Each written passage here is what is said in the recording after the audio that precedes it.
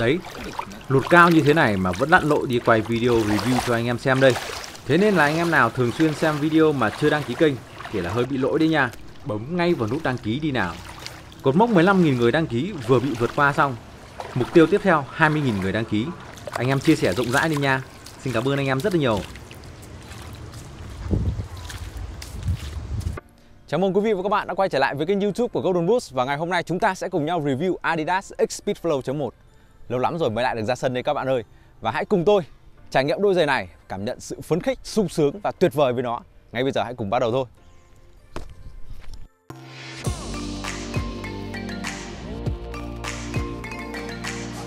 Cảm giác đầu tiên khi xỏ vào và đi lại với X Speedflow 1 là nó cứ hơi bị giống X Costed anh em ạ.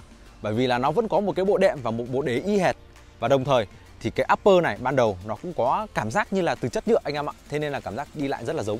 Nhưng mà khi mà anh em đã hoạt động cường độ cao với đôi giày này rồi thì anh em sẽ thấy được nó có những cái sự khác biệt, và khác biệt theo hướng tích cực đó nha.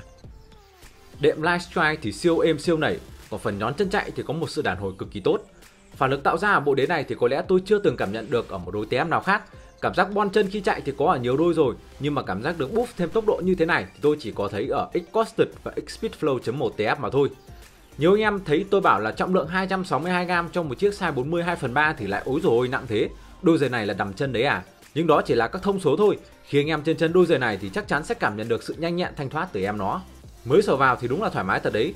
Nhưng nếu anh em siết chặt dây ở những trận đầu tiên thì vẫn sẽ đem lại cảm giác bị bó gang bàn chân đó nha. Nên lời khuyên là anh em không nên siết dây quá chặt khi mới sử dụng. À mà thật ra đôi giày nào cũng thế mà. Thuần xong thì anh em siết bao nhiêu cũng được ha, chứ ban đầu thì đừng. Nói đi nói lại, nói hoài rồi lại phải nói nữa. Ôi cái chất upper của X Speedflow này sao tôi lại mê mẩn nó đến vậy. Mỏng dính và siêu mềm mại, xen vào đó là cảm giác dai dai. Sau khi trải nghiệm và ngâm cứu kỹ về cảm nhận của cái upper này thì tôi cảm giác rằng nó giống Mercurial Superfly Elite 7, nhưng mà là một phiên bản mỏng hơn anh em ạ. Nhưng mà anh em để cảm nhận được tốt nó thì anh em phải có một form chân bè và có lẽ là mu hơi dày một xíu. Bởi vì cái form của đôi giày này nó bè ngang và nó cao hơn là Superfly Elite 7 khá khá. Thật ra là nó chỉ cao ở cái phần này thôi nha, phần thân giữa của giày. Còn cái đầu mũi thì cá nhân tôi đánh giá là nó khá là thấp đấy. Nhiều anh em nhìn vào những cái bức ảnh tôi chụp bảo là ôi đôi này nó bị phồng mũi à? Không anh em ạ, mũi của đôi này thực sự khá là thấp luôn. Và ngón chân tôi bự, xỏ vào một phát nó lòi cái ngón chân của tôi lên trên này. Đây là ngón chân của tôi đấy anh em ạ. Thế nên là anh em nhìn thấy tưởng là phồng mũi nhưng không phải đâu nha, rất là khít mũi đấy. Thế thì đôi này nó vẫn sở hữu một cái lót trơn à? Chuẩn rồi anh em ạ. Thực sự là cái lót của đôi giày này nó vẫn là như vậy nha. Anh em mong chờ gì vào cái lót của Adidas bao nhiêu lâu nay vẫn vậy rồi. Nhưng mà thực sự thì khác biệt với cả X Costed 1, nó có một cái upper cứng cáp hơn, nó bó ở phần ngón út này hơn. Thế nên là khi mà phanh theo phương ngang, chân của chúng ta không bị di chuyển. Nhưng với X Speedflow, chân của tôi phanh theo phương ngang, chuyển hướng nhanh, chuyển hướng gấp thì cảm giác là cả cái phần ngón chân của tôi nó lồi rõ lên, như các bạn có thể nhìn thấy ở cái video ở đây. Trên thực tế thì cảm nhận của tôi đấy là một phần bàn chân của tôi bị trượt ra khỏi cái lót giày và nó chạm vào thành cạnh giày anh em ạ. Và cảm giác như thế nó không được xuyên suốt cho lắm. Nhưng mà đó là khi mà tôi đang đi một cái đôi tất dệt kim thông thường mà thôi.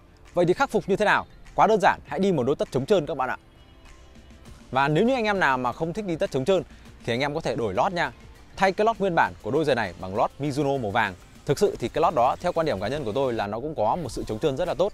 Nhưng mà để chắc cú nhất thì anh em hãy cứ đi tất chống trơn nha. Có sự xô lệch như vậy thì chắc chắn là cũng phải có những tình huống mũi chân bị chúi lên phía trước rồi. Nhưng mà không hề bị đau đâu nha, bởi vì upper này nó đã quá mềm và nó sẵn sàng co giãn theo form chân của anh em. Vậy nên cảm giác bó ngón út, đau ngón cái đã hoàn toàn hết rồi nha. Không còn là ác mộng đối với những em chân bè đâu. Upper của đôi này thì rõ ràng là mềm mại hơn là X Costed 1. Nhưng mà Adidas bảo rằng là trong này họ có một cái gọi là Agility Cage. Nó giúp cho giữ form giày, đồng thời giúp cho chân của chúng ta được giữ chắc ở trong giày, đồng thời là tạo ra cái sự đàn hồi khi chạy. Nhưng mà wow, chân vẫn bị lòi sang bên cạnh. Đồng thời là cái sự đàn hồi cá nhân tôi cảm thấy là nó giảm đi rõ rệt so với cả X Costed anh em ạ. Nhưng mà để mà nói đây là vẫn là một đôi giày chạy mang lại cảm giác sướng chân nha. Nhưng mà sướng bằng X Costed thì tôi đánh giá là chưa anh em ạ. Tôi có liên tưởng đến Mercurial Superfly Elite 7 vì sự ôm chân, đàn hồi theo chân mình khi chạy. Anh em nào mà chưa ưng được X Costed 1 về cảm giác nhựa nhựa, chạm bóng nó cứ tèn tẹt thì X Speedflow sẽ chiều lòng được anh em đó nha. Vì bản chất cấu trúc upper của X Speedflow đó là sợi dệt mà, xin nhắc lại là sợi dệt đó nha.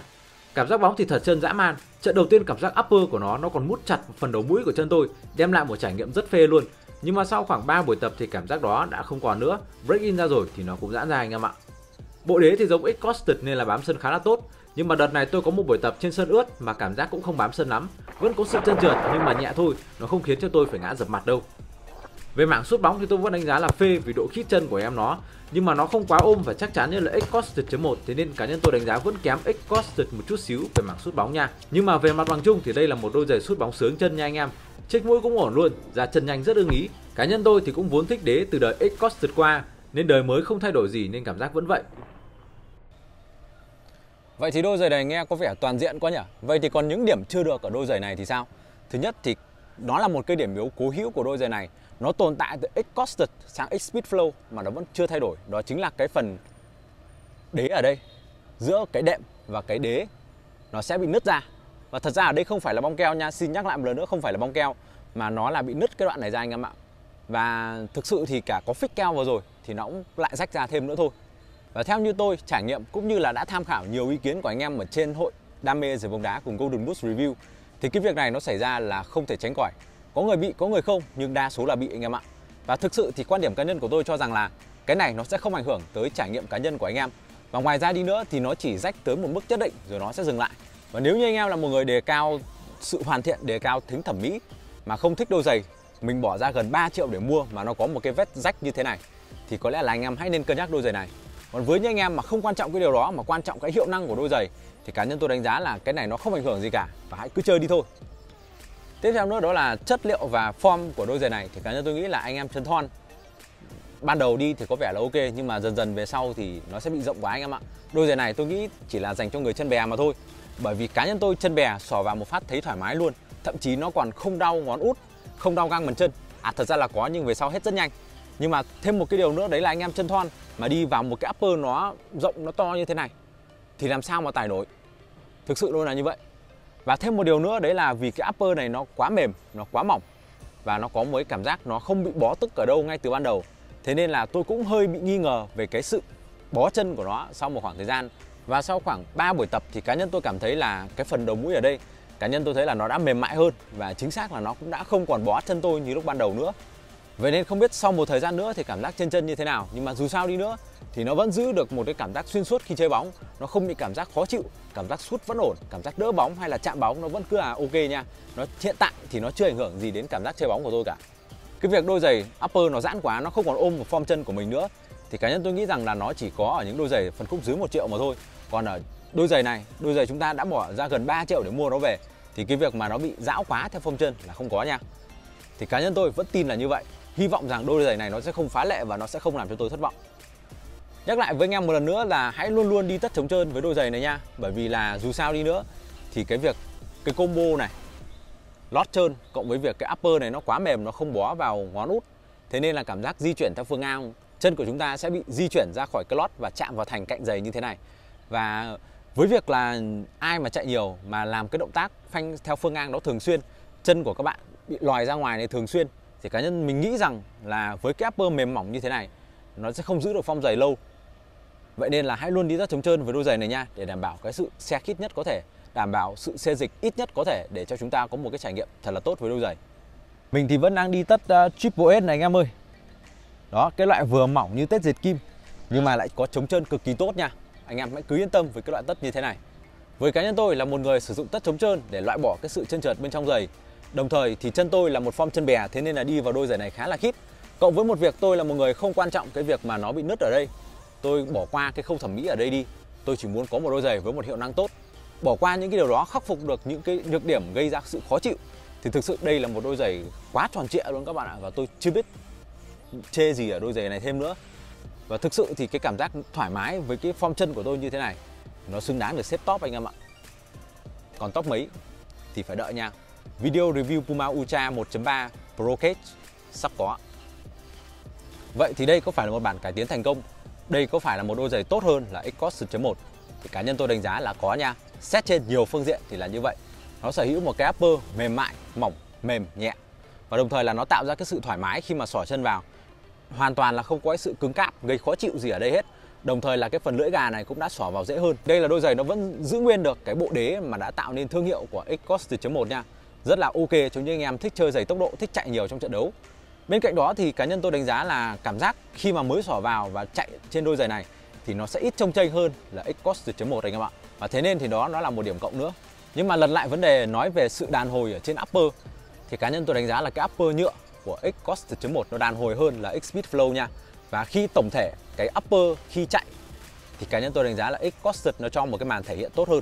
Bên cạnh đó thì X-Coast.1 nó có một cái upper chắc chắn ở phần hai bên thân giày như thế này. Thế nên nó tạo ra một cảm giác ôm chân hơn và đồng thời là cảm giác sút sướng hơn là X-Speed Flow nữa. Mặc dù nó chỉ chênh nhau không nhiều đâu, nhưng mà cảm giác về upper nhựa của X-Coast tôi vẫn đánh giá cao hơn về mảng sút nha. Cá nhân tôi thì vẫn đánh giá các dòng X.1 và ở đây là X-Speed Flow.1 nó xếp trên các dòng Pro của Nike anh em ạ. Vapor 14 Pro, GT Pro, Tiempo Pro. Thực sự thì cá nhân tôi cảm thấy là nó vẫn có một cái gì đó nó chưa đạt được đến cái tầm của Speedflow.1 các bạn ạ. Nhưng mà nếu như anh em là một người không thích cái đế cao của Speedflow.1 thì hãy qua Mercurial chơi, form của nó vẫn bè, vẫn là dễ đi nha. GT thì có một cái gì đó tôi cảm giác là upper của nó chưa tới anh em ạ. Và còn Tiempo 9 thì hiện tại thì tôi đang chưa trải nghiệm nha và sẽ có video review sớm. Nhưng mà thực sự thì Tiempo nó là da thật mà, nếu như mà để đối đầu với cả Speedflow thì nó là hai cái chủ đề khác nhau ấy, nó sẽ không phù hợp để mà đem ra đối đầu với nhau các bạn ạ. Thế nên là nếu như so với Mercurial hay là Phantom GT thì cá nhân tôi vẫn thích Speedflow hơn. Và nếu như các bạn muốn mua giày bóng đá chính hãng thì địa chỉ cần ghé đó là Hùng Sport. Đây là một cửa hàng bán giày bóng đá chính hãng vô cùng uy tín, giá cả phải chăng, mẫu mã đa dạng, mà ngoài ra còn có các chính sách đổi trả cho những anh em ở xa nữa. Đồng thời thì ở cửa hàng Hùng Sport cũng có chính sách trả góp nữa, anh em hãy inbox cho anh Hùng để biết thêm thông tin chi tiết nha. Link Facebook và link website hungsportstore.vn mình sẽ để ở dưới phần mô tả nha, anh em nhớ ghé xem. Và trên đây là tất cả những đánh giá của chúng tôi về Adidas X Speedflow.1. Và nếu như các bạn có sở hữu mẫu giày này và có những đánh giá khác tôi, làm ơn hãy để lại ý kiến ở dưới phần bình luận để cho những anh em vào sau có cái nhìn đa chiều hơn về đôi giày này nha.